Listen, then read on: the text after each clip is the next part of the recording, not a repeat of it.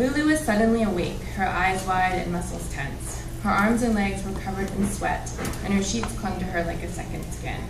She knew she had been awakened by the stomp, stomp, stomp of heavy footsteps, but she could not be certain whether the sound was real or had come from her dreams. There had been a monster.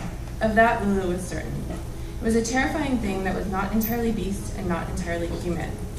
This made it an exceptionally dangerous monster, with the human ability to open closet doors and find dark corner hiding places, coupled with the strength, fangs, and claws of a vicious animal.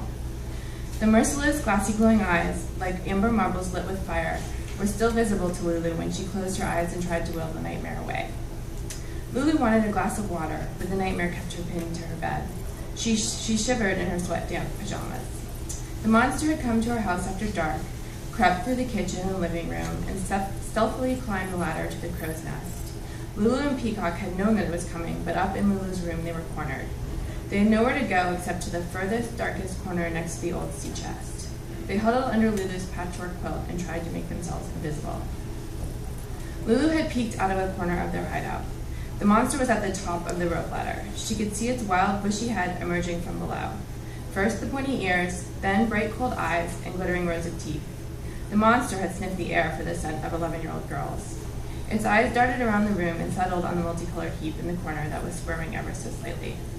Lulu remembered that she had been brave. When she realized that she and P had been spotted, she threw off the patchwork camouflage and let out a roar. The monster roared back, louder, deeper, and longer than Lulu.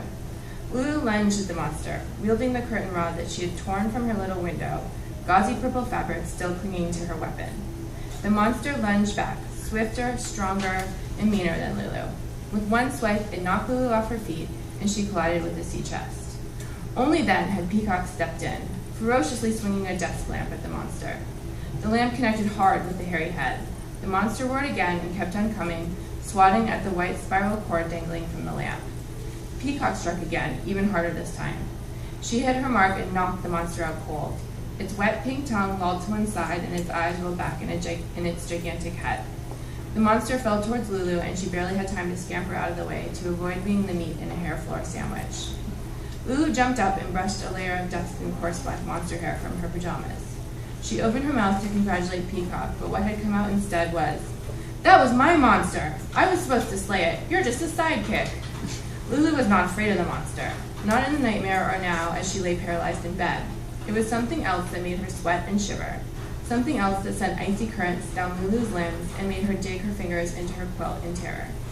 Peacock had succeeded where Lulu failed. Peacock had saved the day. Peacock was the heroine of the story, not Lulu. Lulu looked at the clock. It was 4:03 a.m. The alarm would not go off for another 3 hours when she had to get up for school. She propped herself up on a pillow and reset the alarm for 5:43. She would work harder and be better today.